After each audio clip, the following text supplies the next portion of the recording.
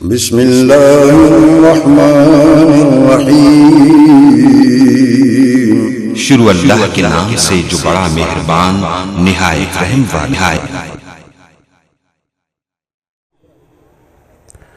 اولئک آبائی فاجئنی بمثلہم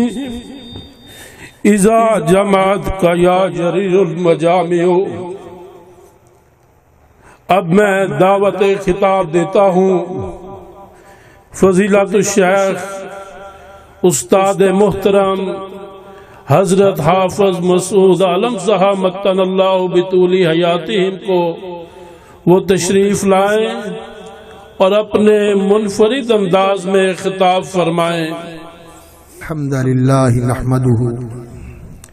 نحمده ونستعینه ونستغفره ونستهدیه ونؤمن به ونتوکل علیہ ونعوذ باللہ من شرور انفسنا وسیئات اعمالنا، من يهده الله فلا مضل له ومن يضلل فلا هادي له، واشهد ان لا اله الا الله وحده لا شريك له، واشهد ان محمدا عبده ورسوله، ارسله بالهدى ودين الحق ليظهره على الدين كله وكفى بالله شهيدا، واشهد ان لا اله الا الله وحده لا شريك له، واشهد ان محمدا عبده ورسوله، اللهم صل على محمد وعلى ال محمد كما صليت على ابراهيم وعلى ال ابراهيم انك حميد مجيد، اللهم بارك على محمد وعلى آل محمد كما باركت على إبراهيم وعلى آل إبراهيم إنك حميد مجيد۔ فضیلت مآب علماء کرام، عزت مآب احباب گرامی، حاضرین و سامعین، رحمت للعالمین کانفرنس، اس کا آغاز اس ادارے میں اور اس بستی میں ہمارے مخدوم اور ہمارے محترم بزرگ حضرت مولانا عائش محمد صاحب غفر اللہ لہ ونور مرقدہ ورفع درجته في علیین والحقه بالنبیین والصدیقین والشہداء والصالحین، انہوں نے یہ سلسلہ شروع کیا تھا اور بہت اہتمام کے ساتھ اپنے احباب کو وہ یہاں دعوت دیتے، جمع فرماتے۔ اللہ رب العزت اس پودے کو، جس کی بنیاد اور تاسیس انہوں نے فرمائی تھی، بنیاد رکھی تھی، تاسیس فرمائی تھی،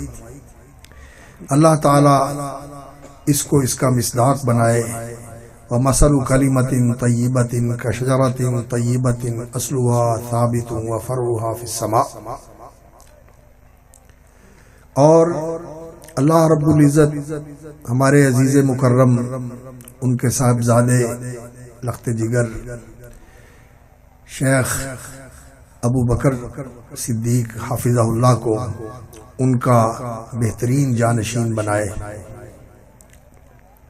حضرات گرامی،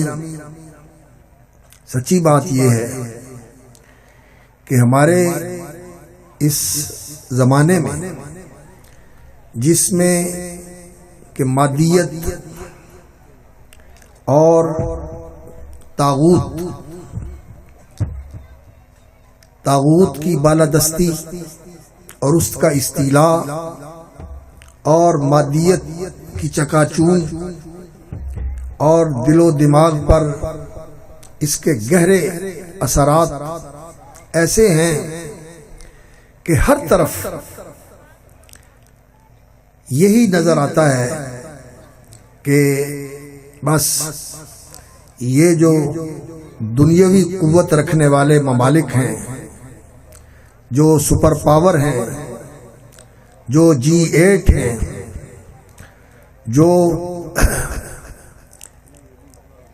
ایٹمی اور اقتصادی قوتیں ہیں اس دنیا کے اندر، یہی قوتیں اس دنیا کے اندر متحکم ہیں، ان کی چلتی ہے، یہ جو چاہتے ہیں کرواتے ہیں، 100 سال 150 سال کی منصوبہ بندی کر کے یہ اپنے عزائم اور اپنے مقاصد پورے کرتے ہیں۔ لیکن جو اللہ کا بندہ، اللہ پر ایمان اور یقین رکھنے والا، اور اللہ رب العزت پر ایمان اور یقین کی اساس یہ ہے وَمَن يَكْفُرْ بِالطَّاغُوتِ وَيُؤْمِن بِاللَّهِ فَقَدِ اسْتَمْسَكَ بِالْعُرْوَةِ الْوُثْقَىٰ، جو طاغوت کا کفر کرے،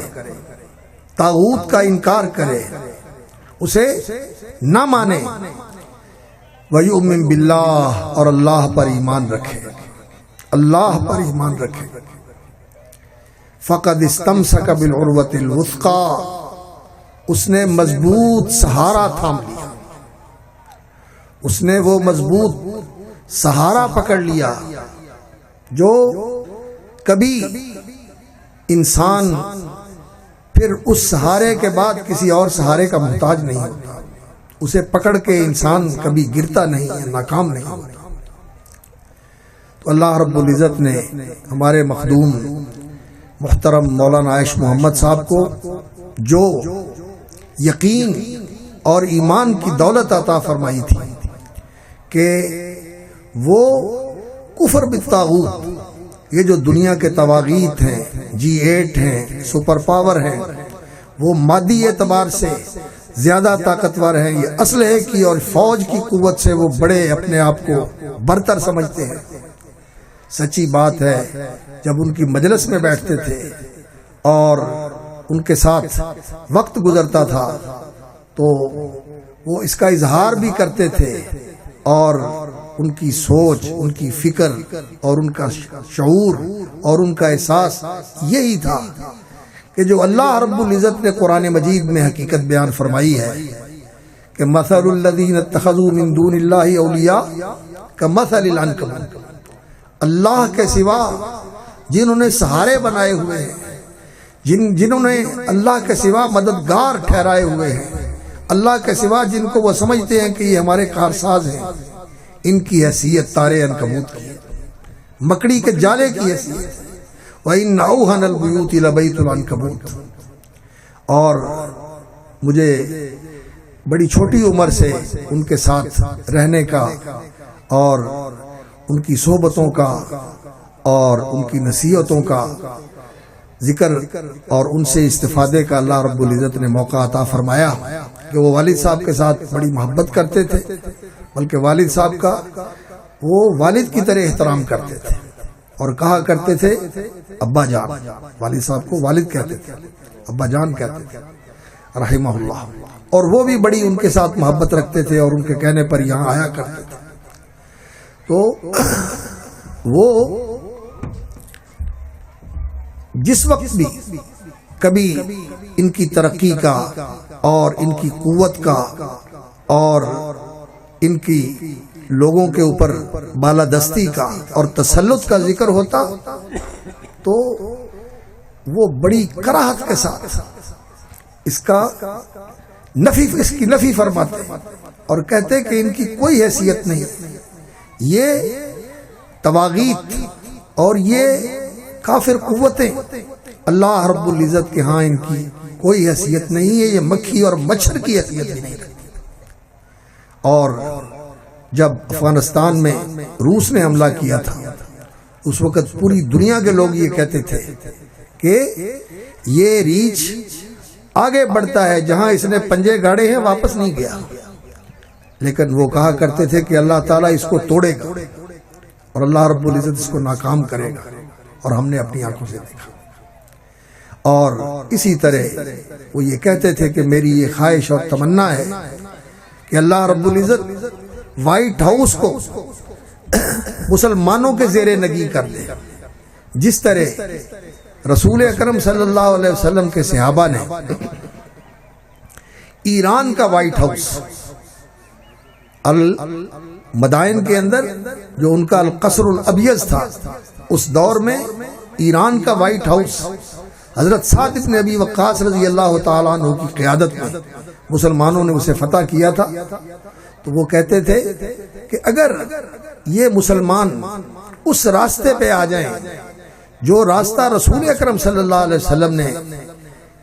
دکھایا ہے، جس پہ ساری زندگی چل کے آپ صلی اللہ علیہ وسلم نے لوگوں کے لیے نمونہ پیش کیا ہے، مسلمان اس راستے کے اوپر آ جائے تو اللہ رب العزت ان اسلام کے علم برداروں کو اور ان جہاد کے جذبے سے سرشاروں کو اللہ رب العزت اس پوری دنیا کے اوپر غلبہ اور بالادستی عطا فرمائے گا۔ اللہ رب العزت وائٹ ہاؤس کو بھی فتح کر دے گا، اور پھر ان کا اللہ رب العزت کے اوپر توکل اور اللہ رب العزت کے ساتھ ان کا تعلق دعا کا اور محبت کا، کہ اللہ رب العزت کی محبت میں وہ بیٹھے ذکر کرتے رہتے ہیں، ساری ساری رات ان کی ذکر میں گزر جاتی، اللہ کے لیے روزے رکھتے، کئی کئی دن مسلسل روزے رکھتے، اور جس وقت دعا اور مناجات میں مشغول ہوتے تو پھر تو کسی چیز کی انہیں ہوش ہی نہیں رہتی۔ یہ رنگ ان کی زندگی کا آپ میں سے بھی بہت سارے لوگوں نے دیکھا، میں نے بھی دیکھا۔ حقیقت یہ ہے کہ یہ رسول اکرم صلی اللہ علیہ وسلم کی زندگی کا رنگ ہے۔ آپ صلی اللہ علیہ وسلم کی زندگی ایسی ہی زندگی تھی، اللہ پر توکل کی زندگی، اللہ پر ایمان کی زندگی اور مادی قوتوں کی نفی کی زندگی۔ رسول اکرم صلی اللہ علیہ وسلم کی حیات طیبہ میں ایسے مراحل آئے کہ جب بظاہر حالات بہت ہی حوصلہ شکن تھے، زہرہ گداز تھے، اور بڑے بڑے بہادروں کے پتے پانی ہوتے تھے، لیکن رسول اکرم صلی اللہ علیہ وسلم اللہ کے وعدوں پر یقین رکھتے۔ حضرت خباب ابن ارت رضی اللہ تعالیٰ عنہ آپ صلی اللہ علیہ وسلم کی خدمت میں حاضر ہوئے اور آ کے اپنی کمر آپ کے سامنے کھول دی۔ کمر جلی ہوئی ہے، بوٹیاں نکلی ہوئی ہیں اور ان سے خون اور پانی رس رہا ہے۔ انہوں نے انگاروں کے اوپر لٹا دیا، کمر کو جلا دیا کفار مکہ نے، مشرکین نے۔ تو وہ بڑے ہی آزردہ ہو کر، دکھی ہو کر نبی صلی اللہ علیہ وسلم کے پاس آئے اور آ کے عرض کیا، یا رسول اللہ آپ دعا نہیں کرتے، اللہ ہماری مدد کرے۔ تو رسول اکرم صلی اللہ علیہ وسلم نے فرمایا، خباب صبر کرو، اللہ کے وعدے سچے ہیں، اللہ اس دین کو غالب کرے گا۔ وقت آئے گا کہ یہ دین دنیا پوری کے اندر غالب ہوگا، اور پہلے لوگوں پر تو اس دین کے لیے ایسی ایسی آزمائشیں آئیں اور ایسے کڑے امتحان ان کو پیش آئے کہ اس دین کی وجہ سے ان کے جسم کا گوشت اور پوست ہڈیوں کے اوپر سے کنگھیوں کے ساتھ نوچ دیا گیا، اور ان کو کھڑا کر کے آرے کے ساتھ دو ٹکڑے کر دیا گیا، لیکن وہ اللہ کے دین سے پیچھے نہیں ہٹے، اللہ کے دین پر انہوں نے استقامت اختیار کیا۔ تو حالات مشکلات کے ایسے بھی آئے، خود رسول اکرم صلی اللہ علیہ وسلم کو بھی اذیت دی گئی، آپ صلی اللہ علیہ وسلم پر بھی لوگوں نے بہت زیادہ تنگی تکلیف والا رویہ روا رکھا، اور آپ کے ساتھیوں پر تو بہت ہی انہوں نے ظلم کے پہاڑ توڑے، لیکن رسول اکرم صلی اللہ علیہ وسلم اور آپ کے ساتھی دین کے اوپر استقامت کے پہاڑ بنے رہے، کیونکہ اللہ رب العزت کا حکم تھا، فاستقم فاصبر کما صبر اولو العزم من الرسل۔ اور رسول اکرم صلی اللہ علیہ وسلم کو مادی تما دلایا گیا، اور آپ صلی اللہ علیہ وسلم کو لالچ دیا گیا۔ جب بڑا چودھری آیا رسول اکرم صلی اللہ علیہ وسلم کی خدمت میں اور آ کے کہنے لگا کہ اگر آپ یہ چاہتے ہیں کہ آپ کو مال و دولت حاصل ہو جائے تو ہم جو آپ چاہتے ہیں سارا مال و دولت عرب میں سے اکٹھا کر کے اور اپنا بھی سارا جمع کر کے آپ کے قدموں میں ڈھیر کر دیتے ہیں. اور اگر آپ یہ چاہتے ہیں کہ آپ کو بادشاہ بنایا جائے تو ہم آپ کو اپنی پورے حجاز کے اوپر بادشاہ بنا لیتے ہیں کہ قریش کی بالادستی پورے حجاز کے اندر، پورے عرب کے اندر لوگ ان کا احترام کرتے ہیں، ہم آپ کو اپنا بادشاہ بنا دیتے ہیں. اور اگر آپ کی یہ تمنا اور آرزو ہے کہ آپ کا کسی اچھی خاتون کے ساتھ شادی ہو جائے تو ہم بہترین اور خوبصورت خاتون آپ کو لا کے پیش کر دیتے ہیں. مادی تما دیا گیا، لالچ دیا گیا، تو رسول اکرم صلی اللہ علیہ وسلم نے یہ ساری پیشکشیں ٹھکرا دی اور فرمایا کہ میں نے اللہ کی توحید کا پیغام دینا ہے، میں نے اللہ کا دین لوگوں تک پہنچانا ہے، یہ کام میں نے کرنا ہے. کوئی میرے ساتھ ہو تب بھی کرنا ہے، جو میرے ساتھ کوئی نہ ہو تب بھی کرنا ہے. میری گردن اکیلی رہ جائے میں نے تب بھی یہ کام کرنا ہے. تو یہ استقامت رسول اکرم صلی اللہ علیہ وسلم کی دین کے اوپر، اور یہ صبر اور یہ استقلال، اس کا رنگ سچی بات ہے ہم نے قریب سے دیکھا تو مولانا عائش محمد صاحب کی زندگی میں دیکھا. اور سیرت کا مطالعہ، سیرت سے تعلق، سیرت سے محبت، ہر وقت ان کے مطالعہ میں کوئی نہ کوئی سیرت کی کتاب ہوتی تھی. اور رحمت للعالمین کا تو وہ بہت مطالعہ کرتے تھے، بار بار اس کا مطالعہ کرتے رہتے تھے. تو اللہ رب العزت نے ان کو سیرت کے رنگ میں بھی رنگا تھا. ان کی زندگی کے اندر رسول اکرم صلی اللہ علیہ وسلم کی زندگی کا ایک رنگ یہ بھی تھا کہ آپ صلی اللہ علیہ وسلم نے دنیا میں دل نہیں لگایا. آپ صلی اللہ علیہ وسلم دنیا میں دل نہیں لگایا اور دنیا کی چیزوں سے پیار نہیں کیا آپ صلی اللہ علیہ وسلم نے. تو مولانا کی زندگی میں بھی یہ چیز نظر آتی تھی کہ دنیا کی چیزوں کے ساتھ پیار نہیں، لگاؤ نہیں، پرواہ نہیں، بالکل کبھی ان کے بارے میں نہیں سوچا. اور اللہ پر اعتماد اور توکل ایسا تھا کہ کیسے بھی حالات ہوں لیکن وہ کبھی مایوس نہیں ہوتے تھے. میرے بھائیوں، رحمت للعالمین کانفرنس کی بنیاد انہوں نے رکھی تھی، اور ان کی یہ خواہش اور کوشش تھی کہ لوگوں کو رسول اکرم صلی اللہ علیہ وسلم کی سیرت کے ساتھ جوڑ دیا جائے. لوگ نبی صلی اللہ علیہ وسلم کی سیرت کو اپنائیں، نبی صلی اللہ علیہ وسلم کی زندگی کا نقش اپنی زندگی کے اندر قائم کریں اور آپ صلی اللہ علیہ وسلم کی پیروی کریں. اللہ رب العزت نے آپ صلی اللہ علیہ وسلم کو رحمت للعالمین بنا کر بھیجا. وما ارسلناک الا رحمت للعالمین. اللہ تعالیٰ نے فرمایا کہ آپ کو ہم نے لوگوں کے لیے رحمت بنا کر بھیجا ہے. ایک اس کا معنی یہ کیا علماء نے کہ وما ارسلناک الا رحمت للعالمین، ہم نے آپ کو اس لیے بھیجا ہے تاکہ ہم لوگوں پر رحمت کریں. یعنی اللہ رب العزت رحمت فرمانے کے لیے محمد الرسول اللہ صلی اللہ علیہ وسلم کو اللہ رب العزت نے مبعوث فرمایا ہے. اور دوسرا معنی اس کا یہ ہے کہ آپ کو اللہ رب العزت نے رحمت بنا کر بھیجا ہے، آپ لوگوں پر رحمت فرمانے والے،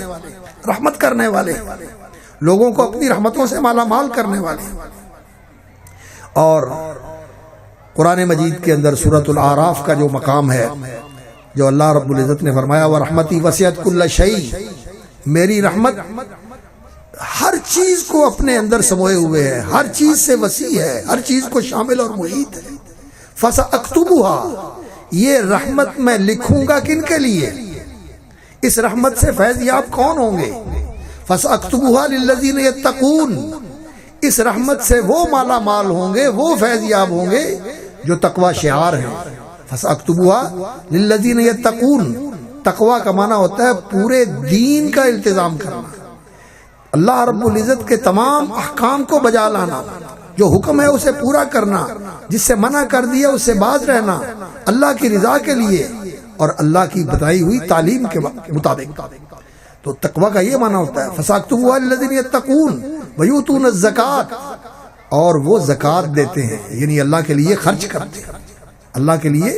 جو اللہ نے مال کے اندر مقرر کیا ہوا حق وہ ادا کرتے ہیں، وہ حق بھی ادا کرتے ہیں جو ہر صورت میں ادا کرنا ہے، فرضی زکوٰۃ. اور اللہ رب العزت نے جو فقراء، مساکین اور ضرورت مندوں کے حق رکھے ہوئے ہیں مال کے اندر، وہ بھی وہ ادا کرتے ہیں. وَيُؤْتُونَ الزَّكَاةَ وَالَّذِينَ هُمْ بِآيَاتِنَا يُؤْمِنُونَ، اور وہ اللہ کی نشانیوں پر اور اللہ کی آیتوں پر ایمان رکھتے ہیں. اللہ کی نشانیوں کو بھی مانتے ہیں جو اس کائنات کے اندر موجود ہیں، اور اللہ رب العزت کی وہ آیات بھی جو منزل آیات ہیں، مطلوع آیات ہیں جن کی تلاوت کی جاتی ہے، وہ ان کی بھی تصدیق کرتے ہیں اور ان پر بھی یقین اور ایمان رکھتے ہیں. اور یہ ساری چیزیں تقوی اور زکوٰۃ دینا اور اللہ کی آیتوں کی تصدیق کرنا اور ان پہ ایمان رکھنا، یہ کامل طور پر جس کی زندگی کے اندر یہ سارا کام ہوا ہے وہ کون ہے؟ محمد الرسول اللہ صلی اللہ علیہ وسلم، جو کہ آپ صلی اللہ علیہ وسلم نے فرمایا انا اعلمکم باللہ واتقاکم للہ، میں سب سے زیادہ تم میں اللہ کی معرفت رکھنے والا اور اللہ کے بارے میں علم رکھنے والا ہوں، واتقاکم للہ، اور میں سب سے زیادہ تقوی شعار ہوں، سب سے زیادہ اللہ کا تقوی رکھنے والا ہوں. اور انا اعلمکم باللہ واخشاکم للہ، میں تم میں سب سے زیادہ اللہ رب العزت کے بارے میں معرفت رکھنے والا اور اللہ کا خوف اور اللہ کی خشیت رکھنے والا. تو نبی صلی اللہ علیہ وسلم سب سے بڑے متقی تھے، اور آپ صلی اللہ علیہ وسلم اللہ کے لیے دینے والے تھے. اللہ اکبر. آپ صلی اللہ علیہ وسلم نے فرمایا انا قاسم واللہ یعطی، دیتا اللہ ہے اور تقسیم میں کرتا ہوں. آپ صلی اللہ علیہ وسلم کے پاس جو آیا آپ صلی اللہ علیہ وسلم نے اپنی ذات کے لیے کچھ نہیں رکھا، جو آیا آپ صلی اللہ علیہ وسلم نے تقسیم کر دیا. دنیا سے گئے آپ صلی اللہ علیہ وسلم کے گھر میں اس دن چراغ میں جلانے کے لیے تیل نہیں تھا، پڑوسیوں سے مانگ کے تیل ڈالا گیا، اور آپ صلی اللہ علیہ وسلم اللہ اکبر کچھ بھی نہیں دنیا کا چھوڑ کے چلے گئے، جو کچھ تھا سب کچھ اللہ کے لیے لگا کے چلے گئے. اور اللہ کی آیتوں پر ایمان اور یقین، جو اللہ کے وعدے تھے ان کے اوپر آپ صلی اللہ علیہ وسلم کا ایمان اور یقین اعلیٰ درجے کا اور انتہا درجے کا یقین تھا. آپ صلی اللہ علیہ وسلم کا سب سے بڑھ کر یقین، سب سے اونچے درجے کا اور سب سے اعلیٰ درجے کا یقین محمد رسول اللہ صلی اللہ علیہ وسلم کا یقین تھا. تو یہ جو صفات اللہ رب العزت نے بیان فرمائی ہیں اللہ کی رحمت سے فیضیاب ہونے کے لیے، ان کے کامل ترین پیکر محمد رسول اللہ صلی اللہ علیہ وسلم تھے. اور فرمایا کہ یہ رحمت جو ہے میں نے لکھ دی ہے کن کے لیے؟ الذین یتبعون الرسول النبی الامی، ان کے لیے جو الرسول النبی الامی، اس رسول معظم کی، اس نبی مکرم کی، اس امی کی جس نے دنیا کی کسی درسگاہ سے اور کسی تعلیم گاہ سے کچھ نہیں لیا، نہ کسی استاد سے پڑھا، نہ کسی جگہ سے جا کے تعلیم حاصل کی. جو کچھ آپ صلی اللہ علیہ وسلم کو علم دیا گیا وہ اللہ رب العزت کا عطا کرتا تھا. وَأَنزَلَ اللَّهُ عَلَيْكَ الْكِتَابَ وَالْحِكْمَةَ وَعَلَّمَكَ مَا لَمْ تَكُنْ تَعْلَمْ وَكَانَ فَضْلُ اللَّهِ عَلَيْكَ عَظِيمًا. اللہ نے آپ پر کتاب و حکمت نازل فرمائی اور آپ کو وہ علم سکھایا. وَعَلَّمَكَ، اللہ نے سکھایا، مَا لَمْ تَكُنْ تَعْلَمْ، جو آپ نہیں جانتے تھے. رسول اکرم صلی اللہ علیہ وسلم کو تعلیم اللہ نے دی، اللہ رب العزت نے آپ کو علم دیا. دنیا کے کسی ادارے سے، کسی تعلیم گاہ سے، کسی درسگاہ سے، کسی شخصیت سے، کسی استاد سے آپ صلی اللہ علیہ وسلم نے کچھ نہیں سیکھا. سب آپ صلی اللہ علیہ وسلم کو اللہ کی طرف سے دیا گیا. امی تھے لیکن اللہ اکبر علم کا وہ سمندر آپ صلی اللہ علیہ وسلم کو دیا گیا، معارف کا، حقائق کا، بصائر کا. اور وہ آپ صلی اللہ علیہ وسلم نے اسرار و رموز بتائے عالم الغیب کے اور اس کائنات کے اور بعد میں آنے والی آخرت کے. وہ حقیقتیں بتائی رسول اکرم صلی اللہ علیہ وسلم نے کہ آج تک دنیا ان کو بیان کر رہی ہے اور انہیں نکھار کر لوگوں کے سامنے پیش کر رہی ہے، اور یہ سلسلہ ختم ہونے والا نہیں. اللہ اکبر. آپ صلی اللہ علیہ وسلم نے جو دنیا کے فلسفے تھے، جو دنیا کی سائنسیں تھیں اور جو دنیا کے تجربات تھے، ان کے اندر جو غلط چیزیں تھیں ان سب کی غلطی واضح کر دی. اس علم کے ساتھ جو حقیقت کا علم تھا اور جو وہ علم تھا جو اللہ رب العزت کے علم سے آپ صلی اللہ علیہ وسلم کو عطا کیا گیا تھا. انزلہ بعلمی، اللہ رب العزت نے اپنے علم کا کچھ حصہ رسول اکرم صلی اللہ علیہ وسلم کو عطا فرمایا. انزلہ بعلمی لیکن اللہ یشہد بما انزل الیک، اللہ تعالیٰ اس کے سچ ہونے کی گواہی دیتے ہیں کہ انزلہ بعلمی، یہ اللہ رب العزت کے علم کے اوپر مشتمل آپ کو علم ملا ہے. تو آپ صلی اللہ علیہ وسلم نے یہ علم لوگوں کو پیش کیا، لوگوں کو سکھایا یہ علم، وَيُعَلِّمُكُم مَّا لَمْ تَكُونُوا تَعْلَمُونَ۔ اور اس علم نے جو دنیا کے فلسفے تھے ان کے اندر جو غلطیاں تھیں وہ ساری کی ساری کھول کر بیان کر دی، اور آپ صلی اللہ علیہ وسلم کی اتباع اگر صحیح معنوں میں اختیار کر لی جائے، آپ صلی اللہ علیہ وسلم کی پیروی، ہر کام اسی طرح کیا جائے جس طرح رسول اکرم صلی اللہ علیہ وسلم نے کیا ہے، نماز، روزہ، حج، یہ عبادات ہے، اور عقیدہ، ایمان، اللہ پر بھروسہ، فَاعْبُدْهُ وَتَوَكَّلْ عَلَيْهِ، اللہ کی عبادت کرو اور اللہ کے اوپر بھروسہ کرو، اور قُمِ اللَّيْلَ إِلَّا قَلِيلًا وَاذْكُرْ اسْمَ رَبِّكَ بُكْرَةً وَأَصِيلًا،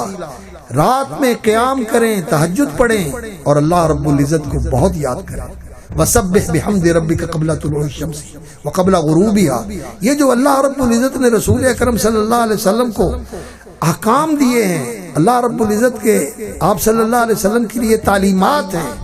ان کو بندہ اپنائے جس طرح رسول اکرم صلی اللہ علیہ وسلم نے اپنایا تھا۔ یہ ہے آپ صلی اللہ علیہ وسلم کی اتباع۔ ہمارا اب ان کانفرنسوں کے اندر اور ان جلسوں کے اندر اللہ اکبر شامل ہوتے ہیں، پہلی تو بات یہ ہے کہ جم کے اور توجہ کے ساتھ، شوق اور لگن کے ساتھ جیسے سننا چاہیے، سمجھنا چاہیے، سیکھنا چاہیے، جاننا چاہیے، ہوتا ہی نہیں۔ آئے، بیٹھے اور چلے گئے۔ کیا بتایا گیا؟ بہت تھوڑا یاد رکھتے ہیں۔ ہاں، اگر کوئی ہنسائے اور اگر کوئی گائے اور اگر کوئی سر لگائے تو پھر ہم متوجہ ہوتے ہیں، پھر ہم توجہ کرتے ہیں۔ میرے بھائیوں، رسول اکرم صلی اللہ علیہ وسلم کی سیرت، پاکیزہ سیرت، یہ تو اس لیے ہے کہ اس کا اتباع کیا جائے، اس کو زندگی کے اندر اتارا جائے، انسان جانے کہ اللہ کے نبی صلی اللہ علیہ وسلم کا یہ عمل ایسے تھا تو میں نے اپنا عمل ایسے بنانا ہے، میں نے اپنی زندگی اس طرح ڈھالنی ہے جس طرح رسول اکرم صلی اللہ علیہ وسلم کی زندگی تھی۔ بس ہمارا وہ حال ہے جیسے ایک شاعر نے کہا تھا، تیرے سور و بدر کے باب کے میں ورق الٹ کے گزر گیا،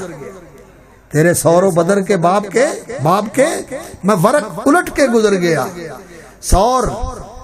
غار سور، جہاں نبی صلی اللہ علیہ وسلم نے ہجرت کر کے پناہ لی تھی، آپ صلی اللہ علیہ وسلم وہاں کچھ دن رہے تھے غار کے اندر چھپ کے، اور پھر 3 دن کے بعد آپ صلی اللہ علیہ وسلم نے اپنا سفر شروع کیا تھا۔ تو ہجرت کی آپ نے اللہ کے دین کے لیے، اپنا گھر بار چھوڑ دیا، اور ہم اس دین کے لیے، رسول اکرم صلی اللہ علیہ وسلم کی اتباع کے لیے اپنے معمولات، اپنی عادتیں، اپنے مرغوبات، اپنی پسند کی چیزیں، کسی چیز کو بھی چھوڑنے کے لیے تیار نہیں ہوتے۔ نبی صلی اللہ علیہ وسلم نے ہجرت کی، آپ صلی اللہ علیہ وسلم نے اللہ کے لیے قربانی دی، اپنا وطن چھوڑ دیا، اور ہم اپنی مرغوب چیزیں چھوڑنے کے لیے تیار نہیں ہوتے۔ اور نبی صلی اللہ علیہ وسلم میدان میں آئے، سور کا ٹھکانہ ہجرت کا تھا، اور ہجرت زندگی کے اندر ختم نہیں ہوئی۔ رسول اکرم صلی اللہ علیہ وسلم نے فرمایا کہ المہاجر من حجر الخطایا والذنوب، مہاجر، اصل مہاجر وہ ہوتا ہے جو گناہ اور معاصی چھوڑ دے، فسق و فجور چھوڑ دے، فسق و فجور سے ہجرت کر کے نیکی اور تقوی کی طرف آ جائے، پرہیزگاری اور دین کی پابندی اور پاسداری کی طرف آ جائے۔ یہ ہجرت ہر بندے کے لیے ضروری ہے۔ بری مجلسیں چھوڑ دے، برے دوستوں سے تعلق ختم کر دے، بری محفلیں چھوڑ دے، برے خیالات چھوڑ دے اور برے اعمال چھوڑ دے۔ اور ایک دوسری ہجرت ہے، وہ ہجرت اللہ اور ہجرت الرسول ہے۔ وہ ہجرت اللہ کیا ہے کہ زندگی کے اندر مطلوب و مقصود صرف اللہ کی رضا اور اللہ کی ذات کو بناؤ، اللہ کو راضی کرنا میری زندگی کا مقصد ہے۔ وَتَبَتَّلْ إِلَيْهِ تَبْتِيلًا، سب سے کٹ کے صرف ایک اللہ کا ہو جاؤ۔ اللہ رب العزت نے یہ تعلیم دی ہے اپنے پیغمبر صلی اللہ علیہ وسلم، وَتَبَتَّلْ إِلَيْهِ تَبْتِيلًا فَاتَّخِذْهُ وَكِيلًا، اسی کو اپنا کارساز بناؤ، اسی کو اپنا مددگار بناؤ، اسی پہ بھروسہ رکھو اور اسی پہ اعتماد کرو، اسی کو اپنا سہارا بناؤ، اور باقی سب سے کٹ جاؤ۔ وَتَبَتَّلْ إِلَيْهِ تَبْتِيلًا، اور یہ اللہ کی طرف ہجرت ہے، اللہ کی رضا اللہ پر اعتماد، اللہ پر بھروسہ، اس پہ توکل اور اس کو اپنا کارساز بنانا، حسبنا اللہ اور اعتصام باللہ۔ اللہ اکبر، قرآن مجید کی عظیم تعبیر ہے۔ اور ایسی یقین جانیے کہ اگر انسان جب اس پہ غور کرتا ہے تو اس کے اندر وہ تاثیر ہے۔ اعتصام کا معنی ہوتا ہے بچنے کے لیے کسی کے ساتھ چمٹ جانا، تو اللہ کے ساتھ چمٹ جانا یعنی کوئی بھی ضرورت ہو، کوئی بھی مسئلہ ہو، کوئی بھی مشکل ہو تو ہمارے لیے کون سی جگہ ہے جہاں ہم بھاگ کے آئیں؟ میرے اللہ کا گھر، میرے اللہ کا در، میرے اللہ کی بارگاہ۔ جب وہ کہتا ہے کہ امن یجیب المضطر اذا دعا، کون ہے جو لاچاروں کی سنتا ہے؟ جب ہر طرف سے انسان مایوس ہو جاتا ہے تو اللہ رب العزت بندے کی دعا قبول فرماتے ہیں۔ اللہ اکبر۔ تو اللہ رب العزت کی طرف ہجرت، یہ زندگی کے اندر ہجرت قائم اور باقی اور جاری ہے۔ اور دوسری ہجرت ہے من ہاجر الی اللہ وہاجر الی رسولہ، من کانت ہجرتہ الی اللہ ورسولہ فہجرتہ الی اللہ ورسولہ۔ ایک ہجرت ہے اللہ کی طرف، اللہ کو مطلوب و مقصود بنا کے اسے راضی کرنے کی کوشش کرنا، اور دوسری ہجرت ہے محمد رسول اللہ کی طرف صلی اللہ علیہ وسلم کے عمل کے اندر دین کا نمونہ دیکھنے کے لیے، دین پر عمل کرنے کے لیے ہمارے سامنے سنت رسول اکرم صلی اللہ علیہ وسلم کی ہے۔ یہ زندگی گزارنے کے لیے آپ کسی بھی شعبے سے تعلق رکھتے ہیں، کسی بھی معاشرے کے طبقے سے آپ کا تعلق اور واسطہ ہے، تو آپ نے رسول اکرم صلی اللہ علیہ وسلم کا قدوہ اور آپ کا اسوہ سامنے رکھنا ہے، اس کے مطابق آپ نے زندگی گزارنی ہے۔ اپنی عبادات کو بھی ویسے بنانا ہے، اپنے معاملات کو بھی ویسے بنانا ہے، عدل والے، احسان والے اور خدا خوفی والے معاملات بنانے ہیں، ظلم زیادتی والے معاملات نہیں بنانے۔ اور اپنا رنگ ڈھنگ، اپنی وضاقتہ، اپنا رہن سہن، یہ بھی رسول اکرم صلی اللہ علیہ وسلم کے وضاقتہ اور رنگ ڈھنگ کے مطابق بنانا ہے، اسی کے مطابق اپنے آپ کو ڈھالنا ہے۔ اور ہماری تو یہ صورتحال ہے اللہ اکبر کہ لباس کے اندر اور شکل و صورت کے اندر ہم پرواہ نہیں کرتے کہ میری شکل رسول اکرم صلی اللہ علیہ وسلم کے ساتھ ملتی۔ اللہ رب العزت نے رسول اکرم صلی اللہ علیہ وسلم کو یہ نور دیا تھا اور آپ اس کی پابندی کرتے تھے اور فرماتے تھے کہ میرے اللہ کا یہ حکم ہے، اور ہمارے لوگ جو ہیں وہ اس کی پرواہ نہیں کرتے اور نبی صلی اللہ علیہ وسلم سے محبت کا دعویٰ بھی کرتے ہیں۔ تو رسول اکرم صلی اللہ علیہ وسلم کی طرف ہجرت، ہر کام میں دیکھنا کہ آپ نے یہ کیسے کیا ہے، میں نے اسی طرح کرنا ہے جس طرح آپ نے کیا ہے۔ یہ اللہ کی طرف ہجرت اور اللہ کے رسول صلی اللہ علیہ وسلم کی طرف ہجرت، اور برائیوں سے اور بری جگہوں سے اور برے اعمال سے اور برے لوگوں سے تعلق توڑ کر اچھے لوگوں کے ساتھ تعلق جوڑنا، یہ ہجرت ہر آدمی کی زندگی کے اندر ہر وقت ہونی چاہیے۔ آدمی کو ہجرت کرنی چاہیے اور اللہ کے دین کے لیے قربانی دینا، اللہ کے دین کے لیے اپنے آپ کو پیش کر دینا، خطرات کی پرواہ نہ کرنا، اللہ پر بھروسہ کرتے ہوئے، جیسے رسول اکرم صلی اللہ علیہ وسلم اپنا سرمایہ لے کر، اپنے ساتھی لے کر اللہ کی دین کی حفاظت کے لیے اور اللہ کے کلمے کو بلند کرنے کے لیے اور کفر کی کمر توڑنے کے لیے، اللہ رب العزت نے کفر کو مٹانے کے لیے بدر کا مارکا قائم کیا۔ اللہ اکبر۔ اور رسول اکرم صلی اللہ علیہ وسلم اس میں آئے تو جہاد کا جذبہ اور دین کو سر بلند کرنے کے لیے سب کچھ کر گزرنے کے لیے تیار ہونا، یہ چیزیں اب ہمارے اندر نہیں رہی۔ تو وہ کہتا ہے کہ تیرے سور و بدر کے باب کے میں ورق الٹ کے گزر گیا، یہ سن بھی لیے، سنا بھی دیے، لیکن اس کا کوئی اثر نہیں، مجھے فقط تیری زندگی کی حکایتوں کی روایتوں نے مزہ دیا۔ کبھی مائی حلیمہ کی ڈاچی کا ذکر ہو رہا ہے، اور کبھی جو ہے مائی شیمہ کی لوری کا ذکر ہو رہا ہے، اور کبھی کیا ہو رہا ہے اور کبھی کیا ہو رہا ہے۔ میرے بھائیوں، عمل کرنے والے بنو اور دین سیکھنے والے اور دین کی سمجھ رکھنے والے اور باشعور بنو، ذمہ دار بنو۔ یہ کیا بات ہوئی کہ کسی نے کسی طرف لگا دیا اور اس نے ڈگڈگی بجا دی اور آپ کے اس کے پیچھے چل پڑے؟ نہیں، مومن باشعور ہوتا ہے، مومن بہت سمجھدار ہوتا ہے، وہ ہر چیز کے اندر یہ دیکھتا ہے کہ میرا دین کیا کہتا ہے، میرے نبی کا فرمان کیا ہے، میرے نبی کا طریقہ کیا ہے صلی اللہ علیہ وسلم، صحابہ کا طرز کیا ہے۔ تو یہ رحمت للعالمین سیرت کی یہ جو کانفرنس ہے، یہ اس شعور کو اور اس احساس کو بیدار کرنے کے لیے کہ ہم نبی صلی اللہ علیہ وسلم کی سیرت کے ساتھ جڑیں. تو اللہ کی رحمت ان لوگوں کے لیے ہے جو رسول اکرم صلی اللہ علیہ وسلم کا اتباع کرتے ہیں. فَسَاكْتُبُوهَا لِلَّذِينَ يَتَّقُونَ وَيُؤْتُونَ الزَّكَاةَ وَالَّذِينَ هُمْ بِآيَاتِنَا يُؤْمِنُونَ الَّذِينَ يَتَّبِعُونَ الرَّسُولَ النَّبِيَّ الْأُمِّيَّ الذي يجدونه مكتوبا عندهم في التوراة والإنجيل يأمرهم بالمعروف وينهاهم عن المنكر ويحل لهم الطيبات ويحرم عليهم الخبائث ويضع عنهم إصرهم والأغلال التي كانت عليهم فالذين آمنوا به وعزروا ونصروا. نبی صلی اللہ علیہ وسلم جو دین لے کے آئے الحنیفیہ، وہ توحید والا دین ہے جس کے اندر شرک کی کوئی گنجائش نہیں، کوئی آمیزش نہیں، شرک کی کلی نفی ہے. اور رسول اکرم صلی اللہ علیہ وسلم نے توحید کی جو حمایت کی ہے اور جس طرح توحید کو نکھارا ہے اور جس طرح لوگوں کے دلوں میں توحید کو اتارا اور راسخ اور جاگزیں کیا ہے، اللہ اکبر، کہ کوئی بھی موقع ایسا زندگی میں آیا جب لوگوں کی توجہ ذرا بھی دوسری طرف ہوئی تو آپ صلی اللہ علیہ وسلم نے فوراً اصلاح فرما دی. ایک آدمی آیا، عرض کیا ما شاء اللہ و شئتا، کام تو وہ ہوگا جو اللہ چاہے اور آپ چاہیں. اللہ کی چاہت کے ساتھ رسول اکرم صلی اللہ علیہ وسلم کی چاہت کو ذکر کر دیا. رسول اکرم صلی اللہ علیہ وسلم کا رنگ سرخ ہو گیا، ناراضگی کے ساتھ سر جھک گیا اور کہا اجعلتنی للہ ندا، تو نے مجھے اللہ کا برابر اور شریک بنا دیا کہ اللہ کی چاہت کے ساتھ میری چاہت ہے. نہیں، قل ما شاء اللہ وحدہ، کہو جو صرف ایک اکیلا اللہ چاہے وہ ہوتا ہے، کسی کی چاہت اس میں شامل نہیں، اللہ کی چاہت پوری. توحید نبی صلی اللہ علیہ وسلم نے سکھائی. بعثت بالحنیفیہ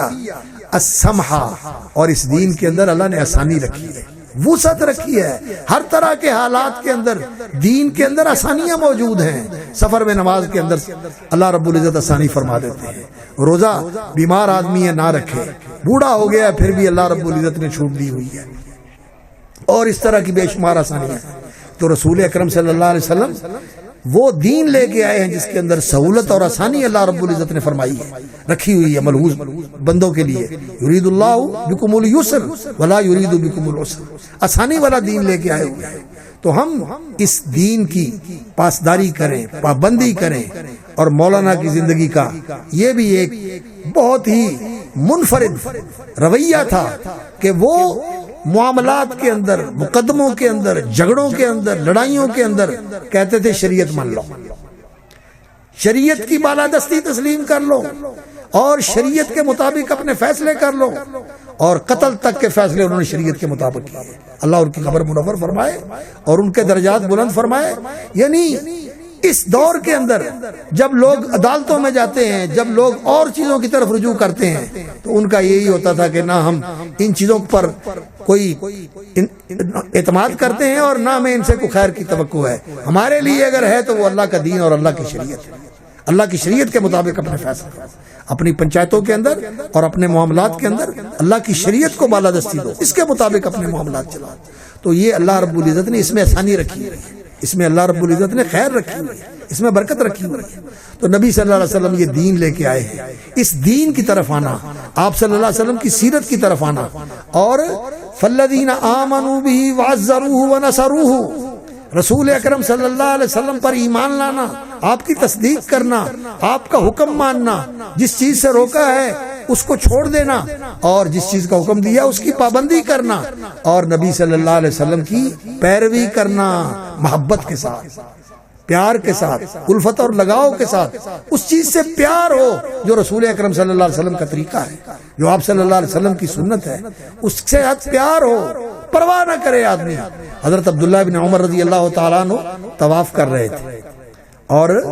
حجر اسود کا بوسہ لینے کے لیے، یا اس کو بوسہ دینے کے لیے جو صحیح تعبیر ہے، دھکم پیل ہوتی تھی. لوگ دھکے دیتے تھے کہ وہ کہتا تھا مجھے موقع مل جائے، مجھے موقع مل جائے، جیسے آج کل بھی لوگ کرتے ہیں. بڑا مشکل کام ہو جاتا ہے. تو حضرت عبداللہ ابن عمر رضی اللہ تعالیٰ عنہ کو بھی کسی نے کہا کہ آپ طواف کے اندر چلو بوسہ نہ بھی دیں حجر اسود کو، تو ویسے ہی گزر جائیں تو طواف تو پھر بھی ہو جاتا ہے. تو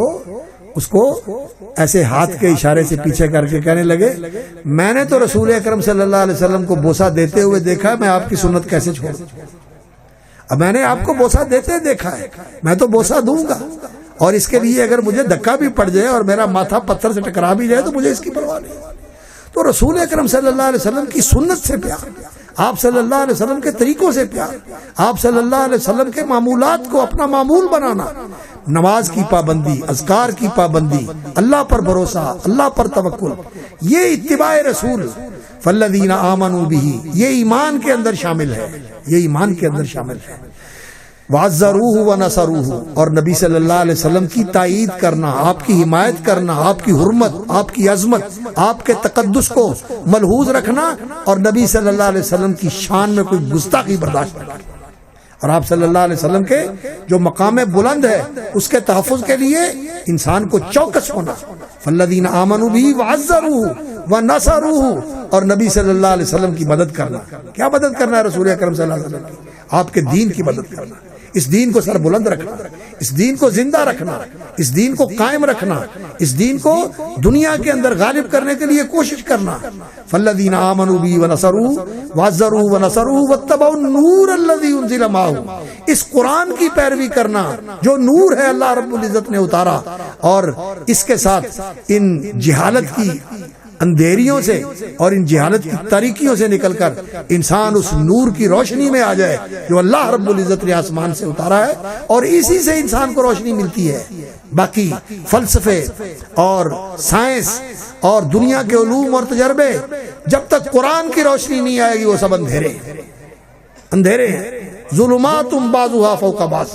ایک دوسرے کے اوپر اندھیرے پہ اندھیرا چڑھا ہوا ہے۔ نور اگر ہے تو وہ اللہ کا اتارا ہوا نور ہے، وہ قرآن کا نور ہے، وہ رسول اکرم صلی اللہ علیہ وسلم کی سنت اور اللہ کی اتاری ہوئی حکمت کا نور ہے، اس کے ساتھ روشنی ملے گی۔ واتبعوا النور الذی انزل معہ اولئک هم المفلحون قل یا ایھا الناس انی رسول اللہ الیکم جمیعا،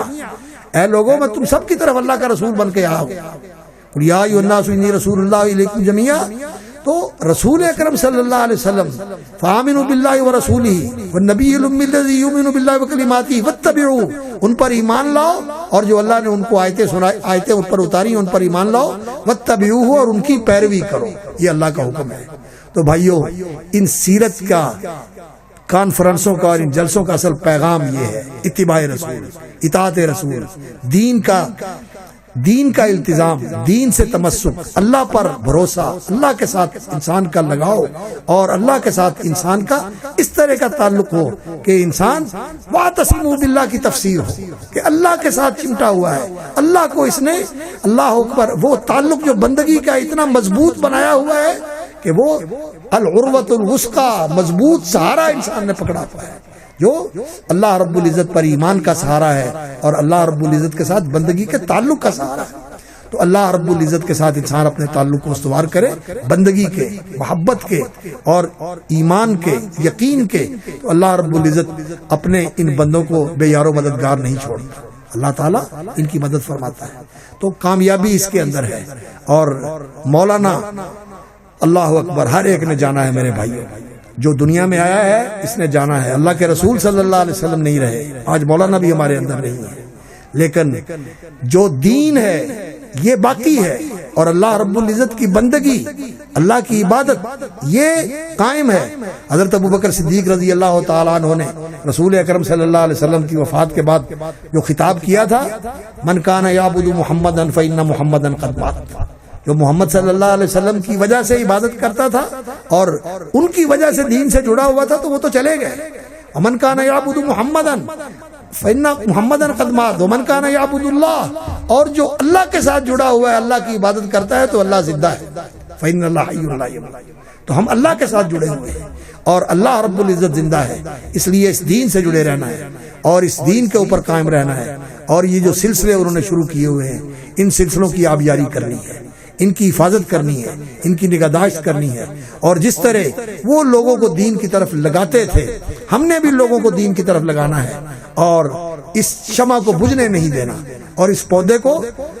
خشک نہیں ہونے دینا، اس چشمہ فیض کو جاری رکھنا ہے۔ اللہ رب العزت ہمیں توفیق عطا فرمائے کہ ہم رسول اکرم صلی اللہ علیہ وسلم کے راستے کے اوپر چلیں اور اس پہ قائم رہیں، اور جو نبی صلی اللہ علیہ وسلم کے راستے کے اوپر چلنے والے آپ کے صحابہ تھے، پھر تابعین تھے، اور پھر اس امت کے علماء تھے، فقہاء اور محدثین تھے، اور پھر اس امت کے اولیاء اور نیکوکار تھے، اور انہی میں سے جماعت مجاہدین کے وہ اکابر تھے جنہوں نے اس بر صغیر کے اندر بہار، بنگال، پنجاب، افغانستان کا علاقہ، بلوچستان کا، سندھ کا علاقہ، جہاں جہاں گئے اللہ کے دین کا لوگوں کو پیغام پہنچایا اور لوگوں کو اللہ کے دین کی دعوت دی، اور ان کے ساتھ اللہ رب العزت نے اس دین کو اس دنیا، اس بر صغیر کے ان علاقوں کے اندر زندہ کر دیا، اور پھر انہوں نے اپنی بساط کے مطابق اسلامی حکومت قائم کر کے دنیا کو وہ نقشہ دکھا دیا کہ اس طرح دین کی حکومت ہوتی ہے اور اس طرح دین کے مطابق ساری زندگی کو چلایا جاتا ہے۔ لیکن یہ تو لوگوں کی محرومی تھی اور ان کی اللہ کم نصیبی تھی کہ انہوں نے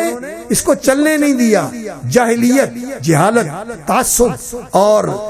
اس طرح کی غلط فہمیاں جو ان کے دلوں میں تھی، انہوں نے اس وجہ سے اس تحریک کو نقصان پہنچایا اور اس کی برکات سے محروم ہو گئے، اور آج تک ہم مشکلات کے اندر دوچار ہیں۔ اور اس جماعت نے اس وطن عزیز کے قیام کے لیے بھی ان کا ساتھ دیا تھا، اس لیے کہ انہوں نے یہ اعلان کیا تھا کہ ہم مدینے کی ریاست کی شکل پر ایک اس دور میں ایسی ریاست قائم کرنا چاہتے ہیں جہاں اللہ کے دین کا نفاذ ہوگا اور اس کی شریعت کے مطابق سارے امور کو چلایا جائے گا۔ تو انہوں نے ساتھ دیا تھا، لیکن اللہ اکبر، بسا آرزو کے خاک شدہ، یہ امیدیں ابھی تک تو خاک ہیں۔ اللہ تعالیٰ پورا کرے اور اس ملک کو شریعت کا ایسا گہوارہ بنائے کہ یہاں دین کے مطابق سارے کام چلیں، تو یقین جانیے یہ سارا انتشار، یہ سارا اختلاف ختم ہو جائے گا جب اللہ کے دین کو سربلند کیا جائے گا اور اس کے مطابق پارلیمنٹ کے اندر، عدالتوں کے اندر اور منصوبہ بندی کے جتنے بھی مراکز ہیں پلاننگ کے، وہاں دین کے مطابق سارا کچھ کیا جائے گا تو اللہ کی برکتیں آئیں گی، اللہ کی رحمتیں نازل ہوں گی۔ وَلَوْ أَنَّ أَهْلَ الْقُرَىٰ آمَنُوا وَاتَّقَوْا لَفَتَحْنَا عَلَيْهِمْ بَرَكَاتٍ مِّنَ السَّمَاءِ وَالْأَرْضِ، اللہ کا وعدہ ہے۔ اللہ رب العزت ہمیں اس کی توفیق عطا فرمائے، اور اللہ رب العزت ہمارے بزرگوں کی جو دنیا سے جا چکے ہیں، اللہ تعالیٰ ان کی مغفرت فرمائے اور ان کی قبروں کو جنت کے باغ بنائے، اور ان کے مشن کو زندہ رکھنے کی ہمیں توفیق عطا فرمائے، اور جو ان کے لگائے ہوئے پودے ہیں ان کی آبیاری اور نگہداشت کی اللہ رب العزت ہمیں زندگی بھر توفیق عطا فرمائے، اور ہمارے بعد ہماری نسلوں کو بھی اللہ رب العزت دین کے ساتھ جوڑے رکھے۔ اور میں شکر گزار ہوں عزیز گرامی ابو بکر صاحب کا کہ ماشاءاللہ یہ سرگرم ہیں اور کوشش کرتے ہیں اور لگے رہتے ہیں۔ اللہ تعالیٰ ان کی مدد کرے، ان کی حفاظت فرمائے، مزید توفیق عطا فرمائے۔ اور آپ سے بھی میں یہ توقع رکھتا ہوں کہ جو محبت اور جو تعلق اور جو وابستگی حضرت مولانا صاحب کے ساتھ تھی وہ قائم رہنی چاہیے، اور اس میں کمی اور اس میں کمزوری نہیں آنی چاہیے۔ اللہ تعالیٰ آپ کا آنا قبول فرمائے، بیٹھنا سننا قبول فرمائے، اور اللہ رب العزت اس کو نافع بنائے، علم و عمل کی توفیق عطا فرمائے، اور اس کو آگے پہنچانے کی اللہ تعالیٰ توفیق عطا فرمائے۔ وآخر دعوانا الحمدللہ رب العالمین۔